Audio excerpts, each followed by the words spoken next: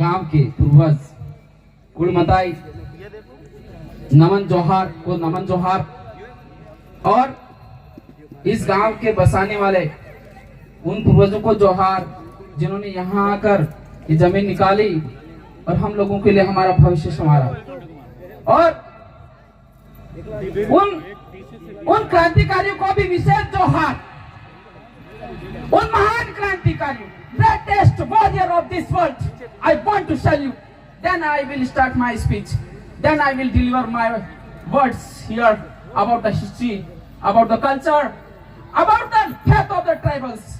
So salute to the great warrior Rana Purja Bhil, Birsa Munda, Bhimrao Ambedkar, Bhil Kalbai Kaswa, Jagpal Singh Munda और भील टंटिया और गुरु गोविंद महाराज को जय जोहार नमन। और last में आप सभी क्रांतिकारियों और महिलाएं जो जो अभी मनानवी जोहार जय आदिवासी।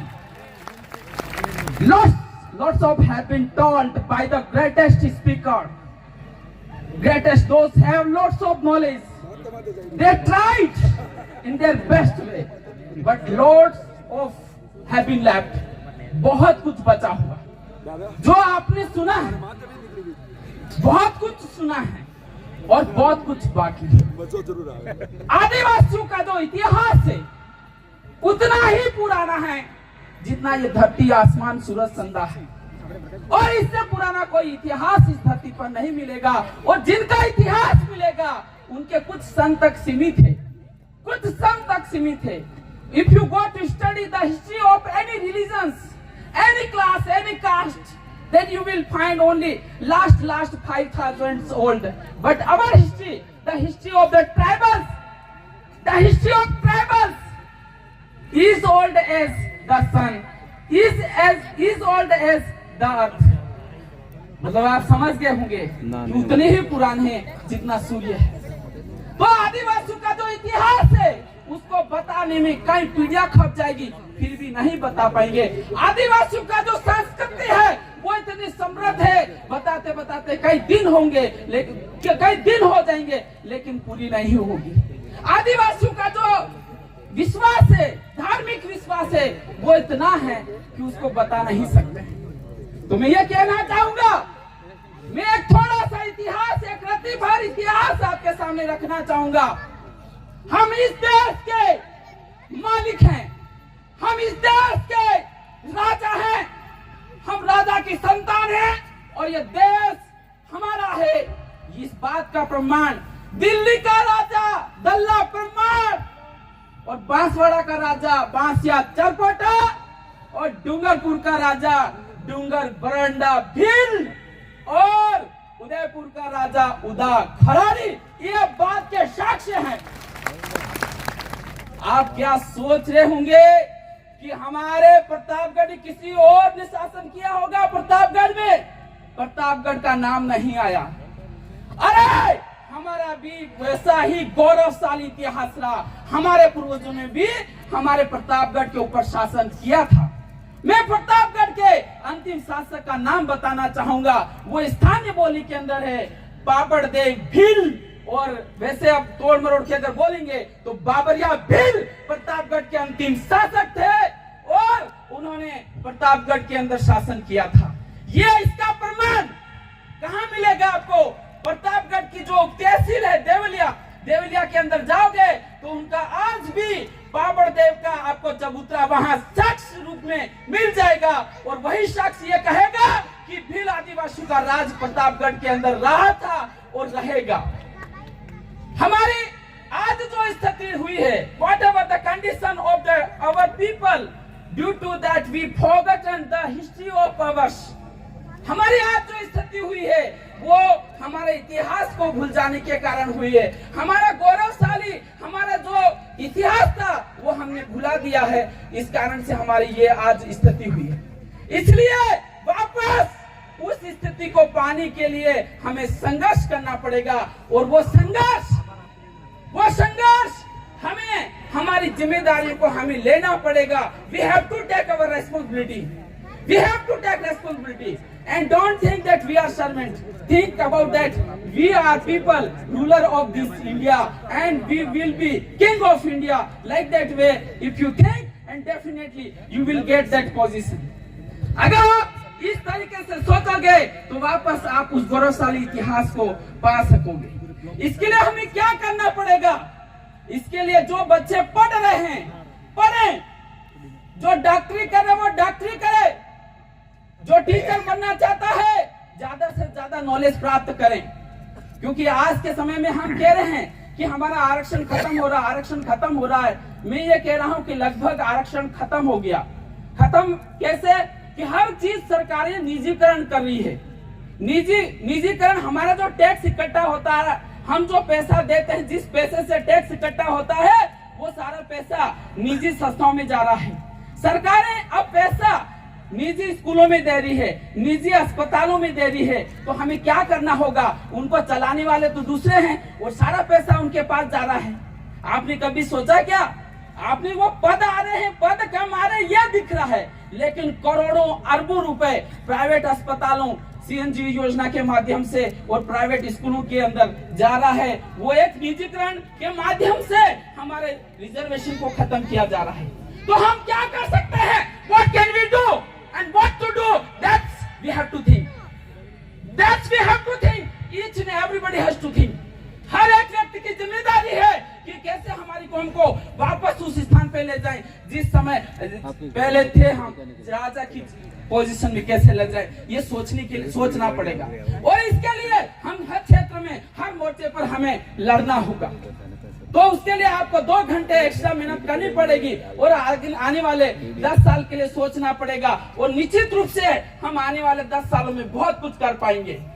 आज अगर आप सोचोगे कि हमारा प्रतापगढ़ जिले के अंदर आदिवासियों का खुद का हॉस्पिटल होना चाहिए, बड़ा हॉस्पिटल होना चाहिए, ताकि हमारे लोग कहीं भी दर नहीं भटके, तो ही हम हमारे गौरव को स्थापित कर पाएंगे। हमें यह सोचना होगा कि प्रतापगढ़ जिले के अंदर, न सिर्फ प्रतापगढ़ जिले के अंदर बल्कि पूरे भील प्रदेश में आदिवासियों की यूनिवर्सिटी होनी चाहिए, आदिवासियों का कॉलेज होना चाहिए।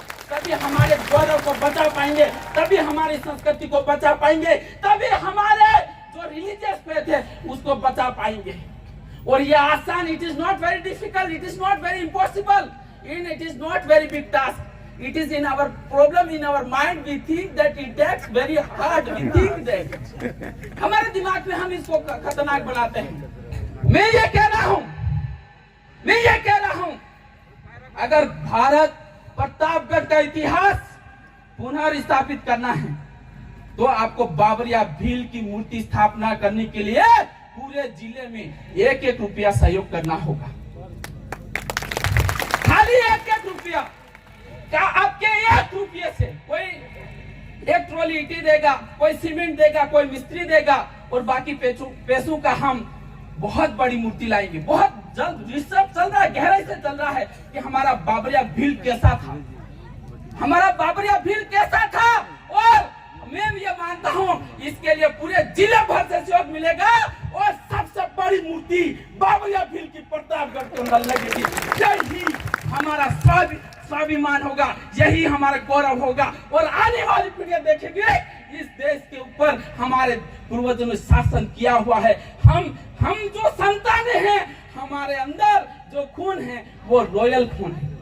और इसके लिए वो हर व्यक्ति सहयोग करेगा जो अपने बाप की मूर्ति औलाद है, जो अपने बाप की मूर्ति औलाद है, वही व्यक्ति इसके अंदर सहयोग करेगा। जो दलाल की है, गैर की है, वो नहीं करेगा। जिसके अंदर स्वाभिमान है, जो एक बाप की औलाद है, इसके अंदर सहयोग करेगा। और इस तरह से सहयोग हॉस्पिटल बनाने के लिए करेगा, इस तरह का सहयोग कॉलेज बनाने के लिए करेगा, और इस तरह का सहयोग यूनिवर्सिटी बनाने के लिए करेगा। और निश्चित रूप से हम अपना गौरवशाली इतिहास को पा लेंगे, वो पाने में सक्षम होंगे। और हमारा आदिवासी परिवार इसका मार्गदर्शन है। और निश्चित रूप से इनके मार्गदर्शन में मैं ये कहता हूं, जीवन में आपने जिससे भी प्यार किया है, I think that is a fake love.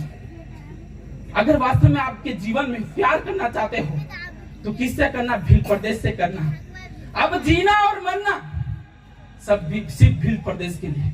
अभी लास्ट 10 महीने में हमारे प्रतापगढ़ जिले में 288 युवाओं ने आत्महत्या करके जिंदगी बर्बाद करते हैं। कितने 288 लड़के और लड़कियों ने खाली लास्ट 10 महीनों के अंदर, it is recorded in the police station and collected by the special agency and we came to know the youth and the girls and boys are losing their life behind the love.